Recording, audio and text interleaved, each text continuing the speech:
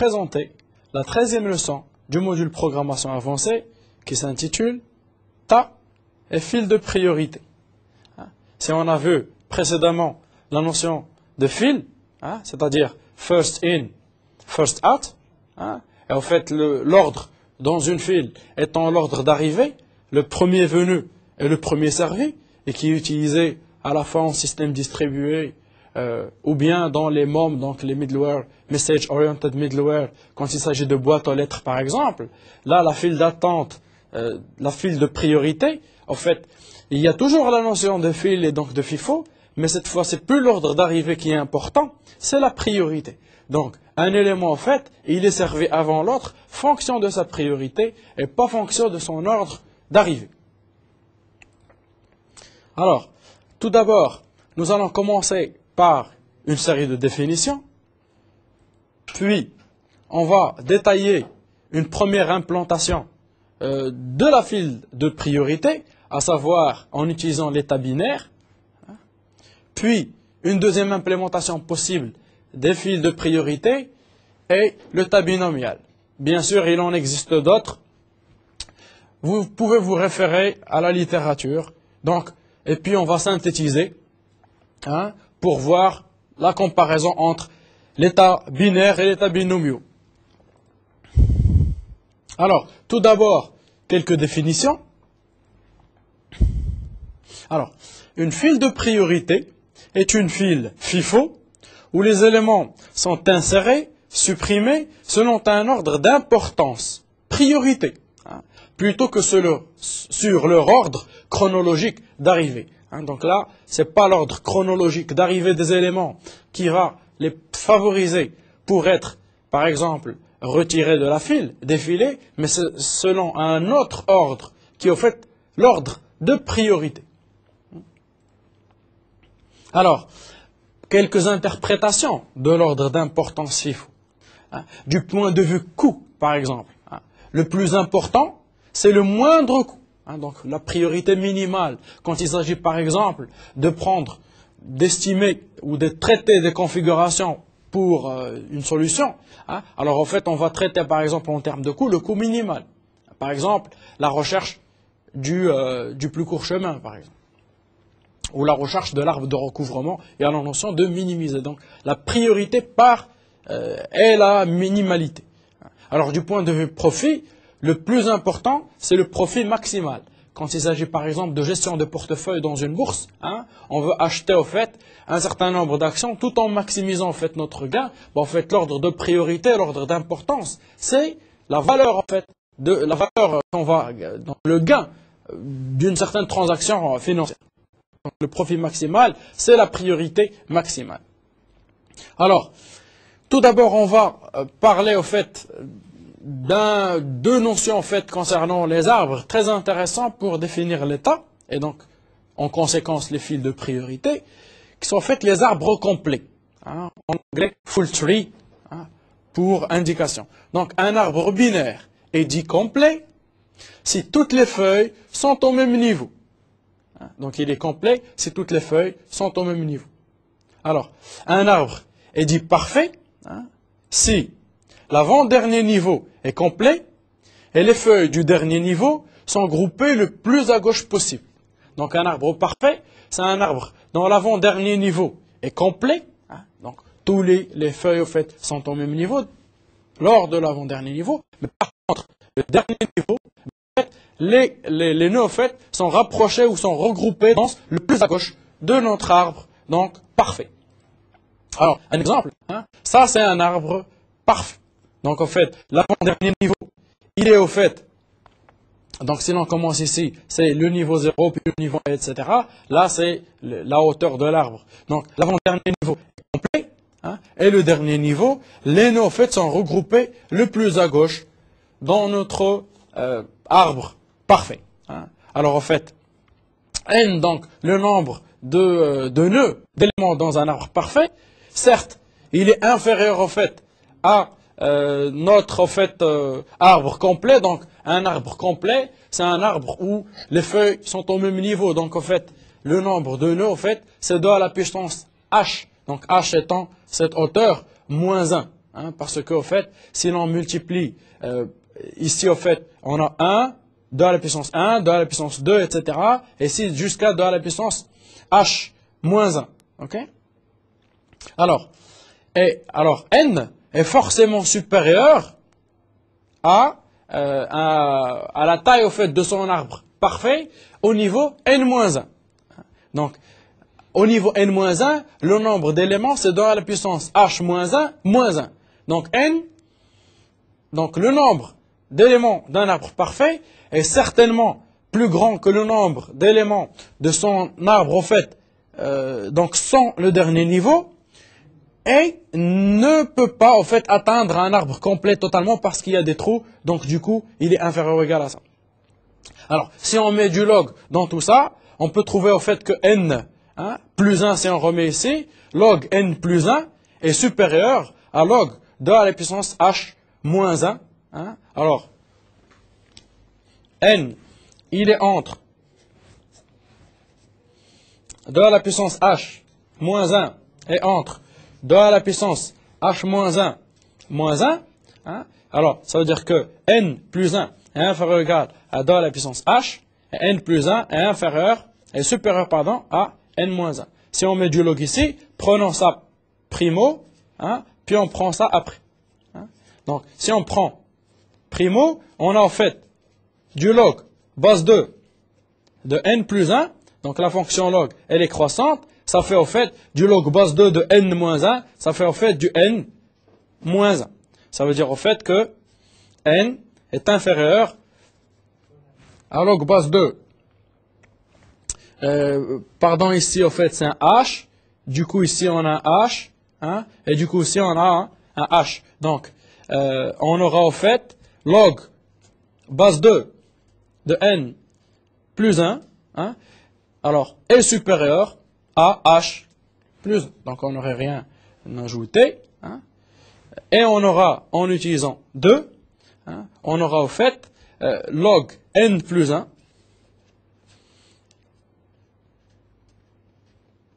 est inférieur ou égal à h. Donc ici au fait, on aura notre h, hein, qui est cerné entre log 2 de n plus 1 moins 1, hein, et entre log n plus 1. Donc en fait ici, c'est un, en fait ici c'est un moins 1, ok. Donc en fait, notre h est cerné entre log base 2 de n plus 1 et log base 2 de n. Donc, alors, hein, si l'on récapitule, h est encadré entre log base 2 de n plus 1 et log base 2 de n plus 1. Hein? Alors ça nous donne au fait l'estimation de la hauteur d'un arbre parfait qui est au fait l'entier le plus grand, qui est au fait inférieur à log base 2 de n plus 1 vu que h au fait c'est un entier. Donc là on a estimé que la hauteur d'un arbre parfait est en termes du logarithme au fait du nombre de ses nœuds plus 1. Hein? Alors, les applications faites des fils de priorité sont très riches, à la fois en système d'exploitation, par exemple système d'exploitation multitâche, ordonnanceur de processus, chaque processus ont des priorités différentes, et donc pour pouvoir exécuter un processus, on va prendre le processus le plus prioritaire. Algorithme de recherche du km plus grand, plus petit élément, par exemple, on a un certain classement, on veut prendre le meilleur parmi ce classement ou le moins important parmi ce classement. Exemple, hein, algorithme de tri, algorithme d'optimisation de stratégie meilleure d'abord, best first, hein, où l'on a en fait un certain ensemble de configurations pour résoudre un certain problème. Hein. Bon, en fait, on prend la configuration, la km meilleure configuration parmi n configurations, et donc en fait, dans les algorithmes d'optimisation, dans la stratégie best first, l'état et les fils de priorité sont très importants. Alors, quelques techniques d'implantation usuelle des fils de priorité. On peut citer les tableaux de liste doublement chaînés. Alors, référez-vous au système d'exploitation qui implante les ordonnanceurs en fait, de processus à travers des tableaux de liste de processus doublement enchaînés, ou bien à travers d'états à la fois binaires, binomiaux, etc. Tas de Fibonacci, etc. Alors, première implantation du type abstrait de données fil de priorité, c'est l'implémentation par tas binaire, ou HEP. Alors, en fait, on parle de tas maximum versus ou respectivement tas minimum, on va comprendre pourquoi. Donc, une première propriété de forme d'état qui existe, un tas c'est un arbre binaire parfait. Donc, on sait ce que c'est qu'un arbre binaire parfait.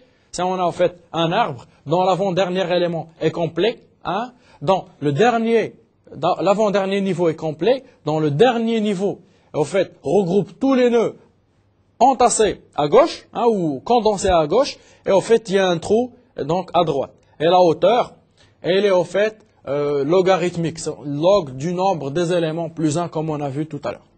Donc, un tas est un arbre parfait, et il a une deuxième propriété qui est cette fois d'ordre.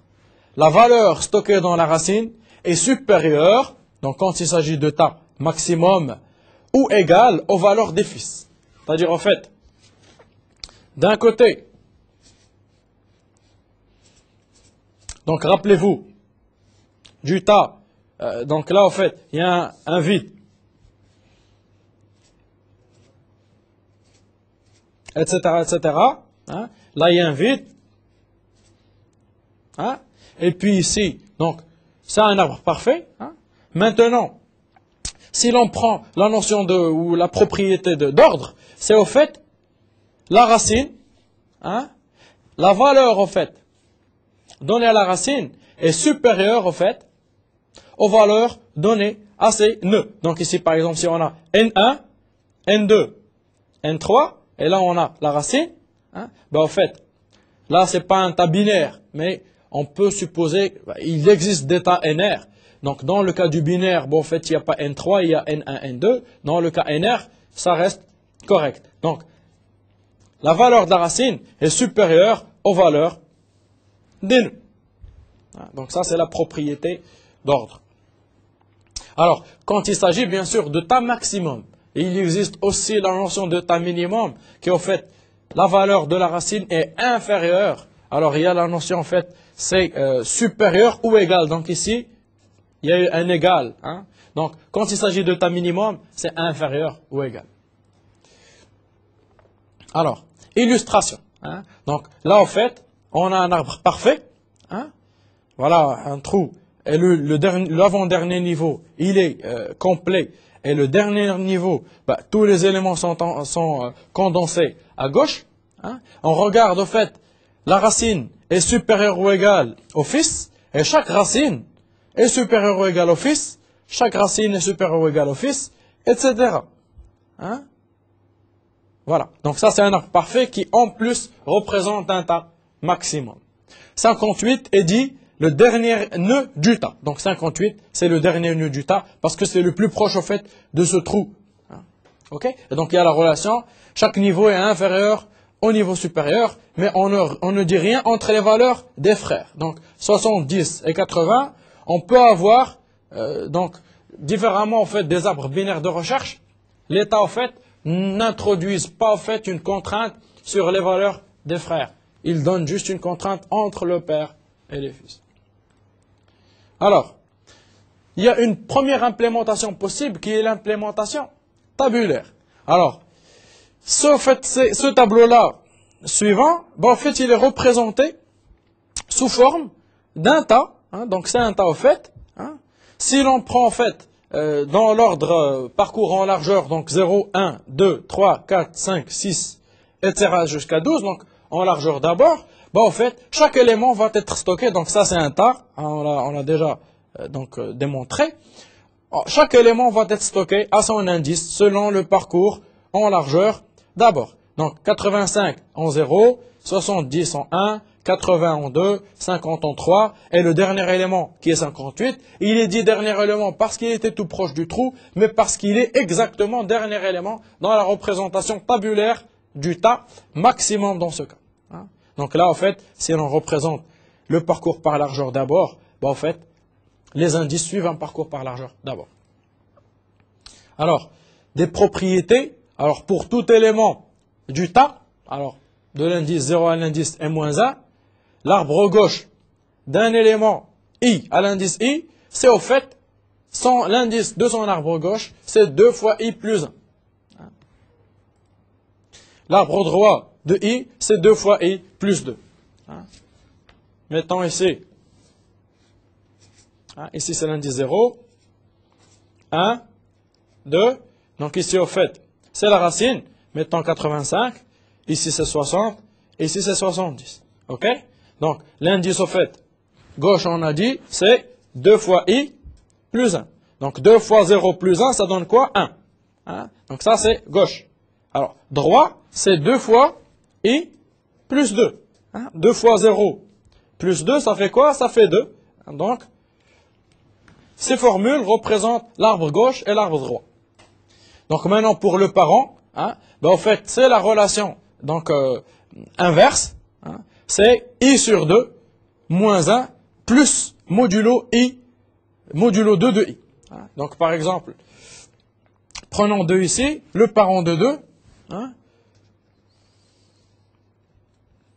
Parent de 2, c'est égal au fait à le plus grand entier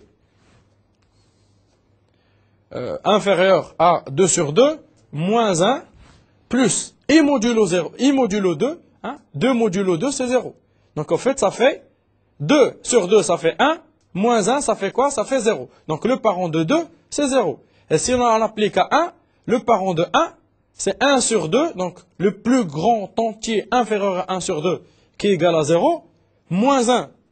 Ça fait moins 1 plus 1 modulo 2 qui donne 2, donc ça fait 0. Donc on peut vérifier. Alors l'intérêt d'état. Si l'on a vu la représentation tabulaire d'état, par exemple, quel est l'intérêt d'état? Alors l'insertion dans un tas, ça donne en fait un ordre partiel. On a vu qu'il y a une relation entre le père et les fils, mais il n'y a pas une relation entre les fils. Donc les fils ne sont pas en fait comparables. Donc d'où la notion d'ordre partiel, alors que dans un arbre binaire de recherche, l'arbre gauche contient des valeurs forcément inférieures, strictement aux valeurs de l'arbre droit, parce qu'il y a la relation arbre binaire de recherche. Donc là c'est un ordre partiel qui est moins difficile que dans un ABR. On ne cherche pas la position exacte selon l'ordre de tri total. Donc on ne cherche pas la position exacte selon un ordre total. Alors du coup, qu'est-ce que ça donne? Ça donne en fait un arbre qui est plus flexible que l'arbre binaire de recherche. Donc on va voir en termes de coût, c'est encore plus intéressant.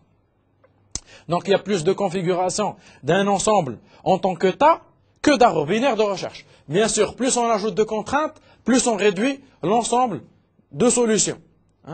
Et donc, l'arbre binaire de recherche, il ajoute des contraintes entre les valeurs gauche et valeurs droite. Donc en fait, il réduit l'ensemble de solutions. C'est-à-dire, pour un même ensemble d'éléments, de valeurs, il y a beaucoup plus de représentations sous forme de tas qui représentent moins de contraintes que sous forme en fait d'arbres binaires de recherche.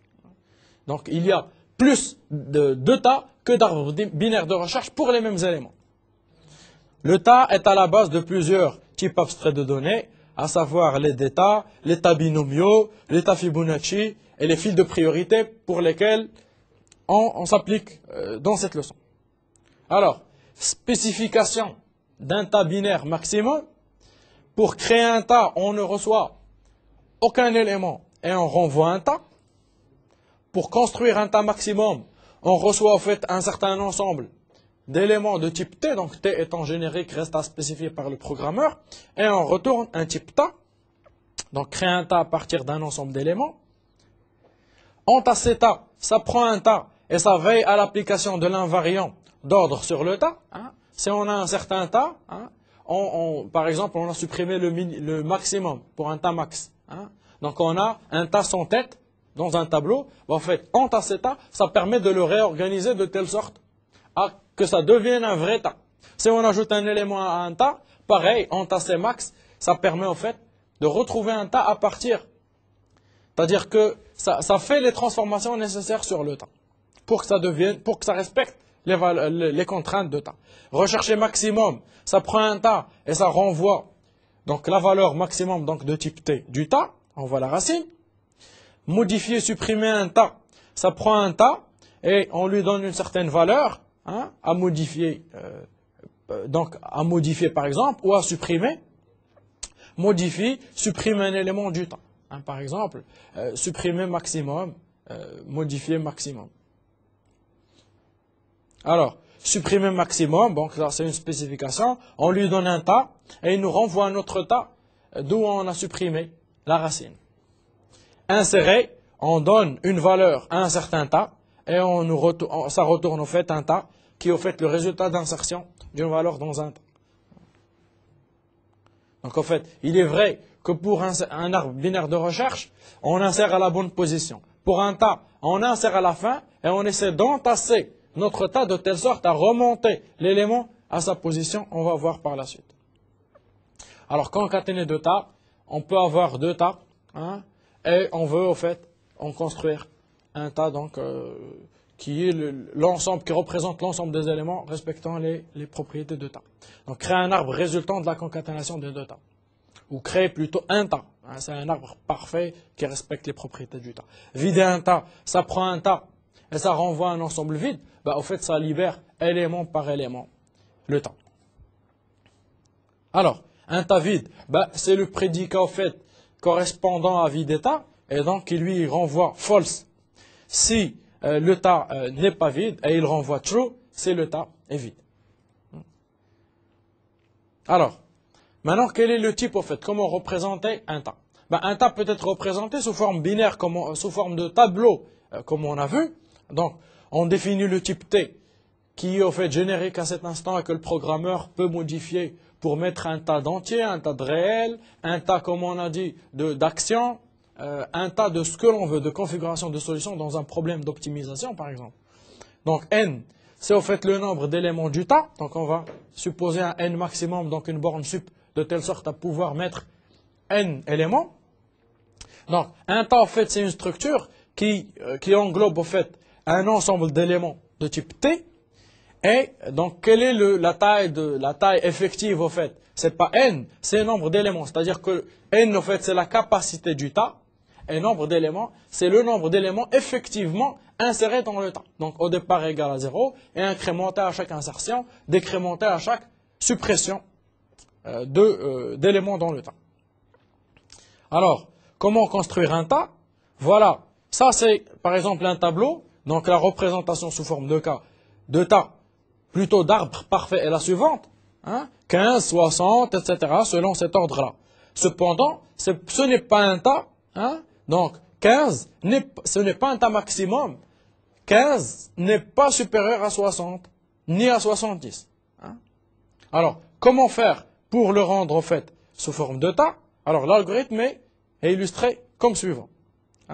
On commence au fait à 56, qui est le pair, au fait, du dernier élément. Et on va essayer de respecter la notion de tas à cet instant-là. Est-ce que 56 est supérieur à 65? C'est faux. Donc, en fait, c'est 65 qui doit être à la tête de 56, et pas l'inverse. Donc, on doit, en fait, interchanger ces deux valeurs. Donc, en fait, on interchange ces deux valeurs, et on est toujours sur 65. Alors, qu'est-ce que l'on fait? On avance, et on se met sur 70. Est-ce que 70 est supérieur à 92? C'est faux. Donc, on était à la position 4, dans 65, on est maintenant à la position 70. Donc, 92 est supérieur à 70, donc on doit échanger ces deux valeurs. Donc, 90 monte ici, 70 monte en bas. Donc, on était à 3, on va maintenant à 2.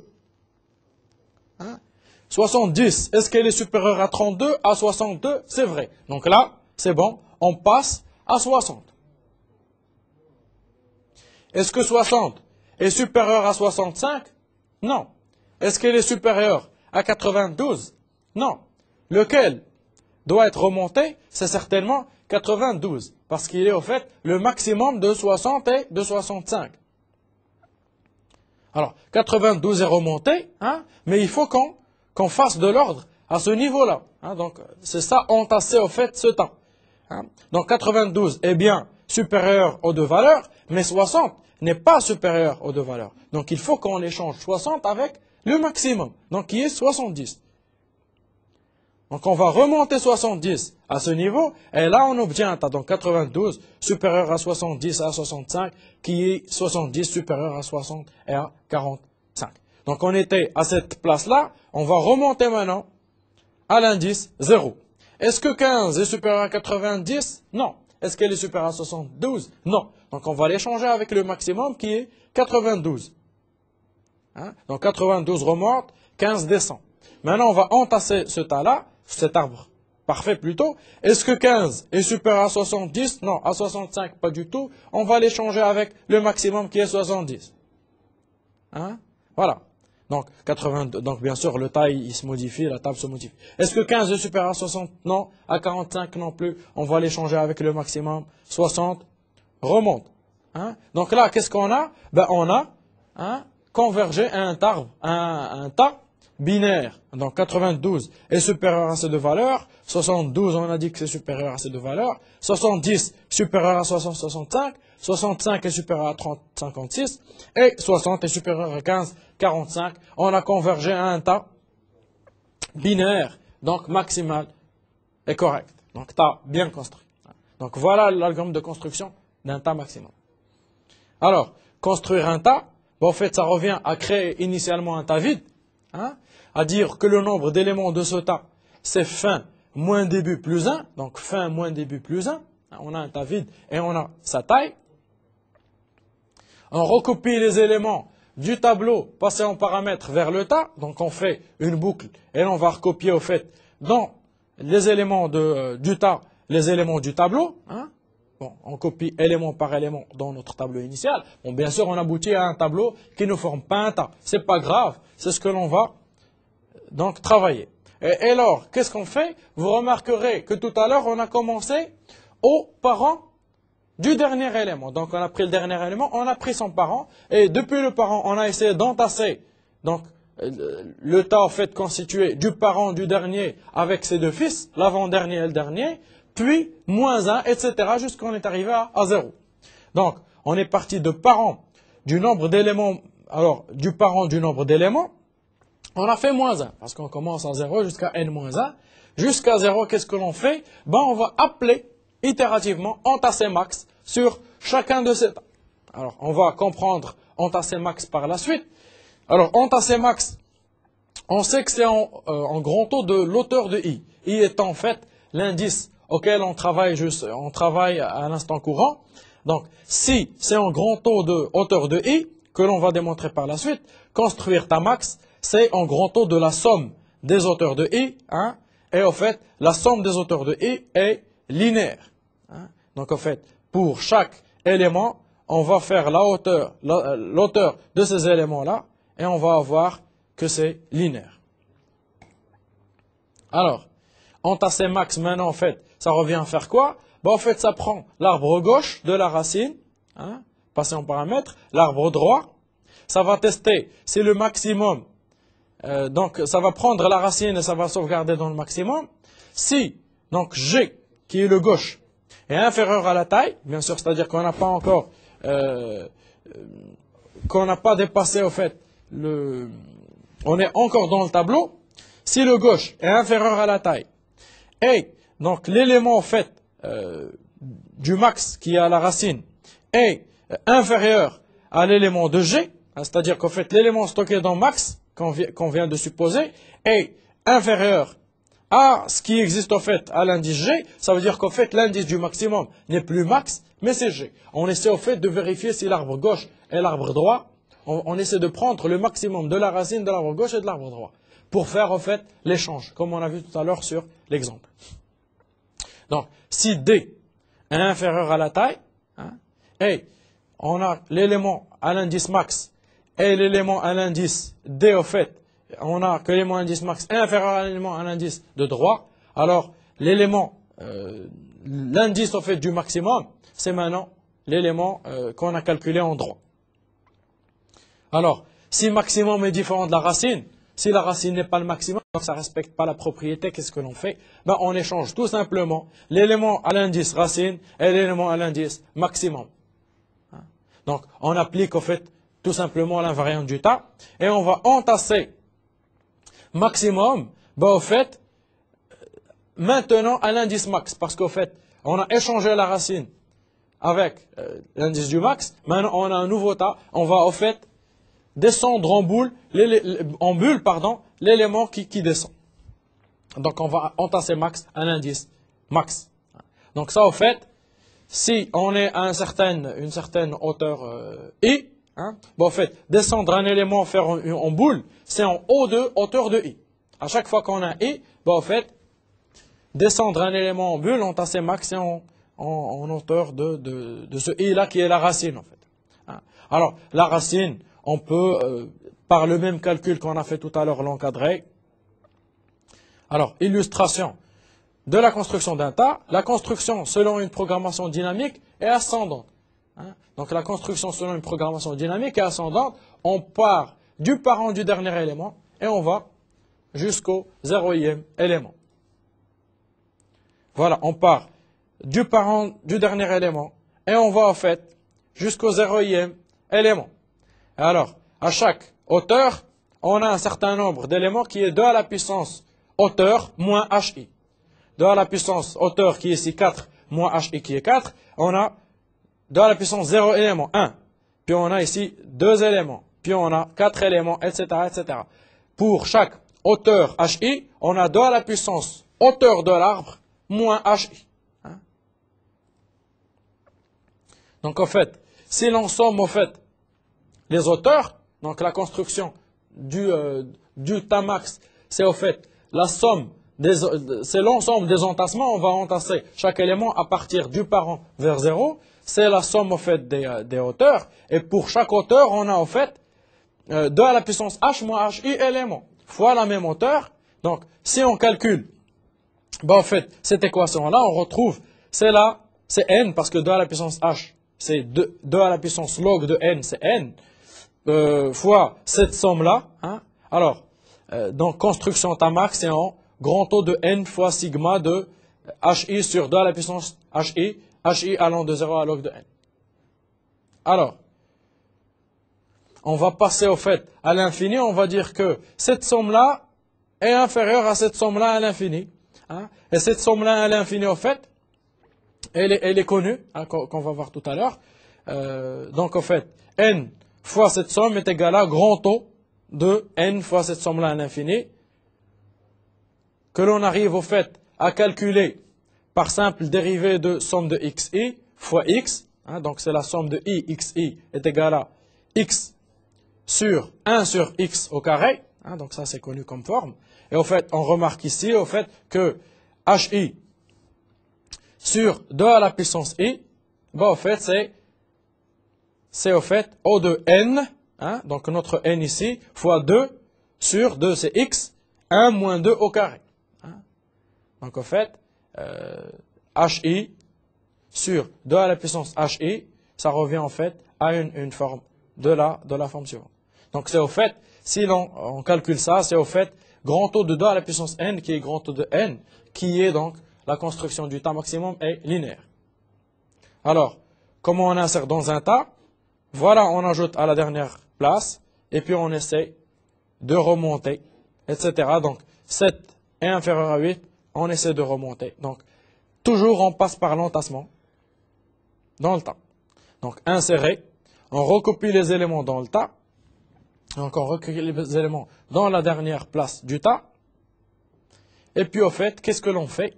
On va au fait partir sur le parent de notre fils. Donc on va dire que c'est l'indice de la racine. Et puis au fait, on va permuter cet élément-là jusqu'à au fait le mettre en racine. Donc tant qu'au fait la racine est supérieure à 0 et la racine est inférieure au fils, et tant que supérieur au fait, le fils au fait est supérieur à la racine, qu'est-ce que l'on fait? Bon, on fait un échange du fils et de la racine. Donc un échange en bulle du fils et de la racine, tant que la racine est inférieure au fils. Et donc ça, c'est en log de n qui est au fait l'auteur de notre arbre. Alors, pour supprimer un maximum, il suffit de supprimer au fait la racine de l'arbre. Et donc au fait, ça revient en fait à dire que le premier élément, on va le remplacer par le dernier élément. Donc on prend le dernier élément du tas, on le met en racine et on essaie d'entasser le tas résultat. Donc on va entasser le tas résultat à partir de 0 et donc toujours placer le dernier élément en tête, c'est en haut de 1 et faire l'entassement, c'est en log de n comme on a vu tout à l'heure. Alors, rechercher un maximum, c'est renvoyer au fait l'élément à l'indice 0 en haut de 1. Vider un tas, c'est mettre nombre d'éléments à 0. On pouvait également libérer le nombre d'éléments. En haut de n, on pouvait libérer. Donc en fait, en termes de complexité, l'insertion est logarithmique, la recherche est constante, la suppression du maximum est logarithmique avec la modification suppression, la construction du tas est donc linéaire et la concaténation de tas est linéaire. Donc la recherche du max est en haut de 1. Alors, tout est logarithmique au fait, sauf la recherche de max qui est constante et la construction du tas, la concaténation qui est linéaire. Alors, il existe une deuxième implémentation qui est en termes de tas binomiaux. Alors, un tas binomial au fait, c'est une forêt, une collection de tas. C'est plus un seul arbre, c'est une forêt. Où au fait, chaque composant de cette forêt a certaines propriétés de forme et d'ordre. Alors, c'est un tas binaire classique, mais il a une propriété de structure et de capacité. Alors, voilà en fait les composants d'un tas binomial. B0 est sous cette forme, il est de niveau 0, B1 il est de cette forme, B2 il est de cette forme, etc. Et on remarque qu'à chaque niveau, là 1, 4, 6, 4 et 1 nœuds, on remarque au fait ça calcule la valeur binomiale du nombre de comparaisons, du nombre de combinaisons du niveau par rapport au niveau de l'arbre. Donc ici, c'est le niveau 0 par rapport au niveau de l'arbre, c'est C1, 4, c'est égal à 1. C0, 4 est égal à 1. C1, 4 est égal à 4, etc. Et c'est pour ça c'est nommé donc binomial, tas binomial. Donc c'est un tas particulier qui a des intérêts, on va voir. Les tas binomiaux ont été créés pour concaténer plus efficacement les tas. Si la concaténation de tas binaires est linéaire, la concaténation des tas binomiaux est très simple. Donc la concaténation sacrifie au fait le coût constant de recherche minimum qui était pour le tas binaire. Ça devient en fait linéaire pour être fusionné quasi linéairement en logarithmique. Alors, voilà en fait un tas binaire, un tas binomial, un autre tas binomial, et leur somme au fait, qui au fait ressemble à la somme binaire. D'autres fusions de tas binomiaux,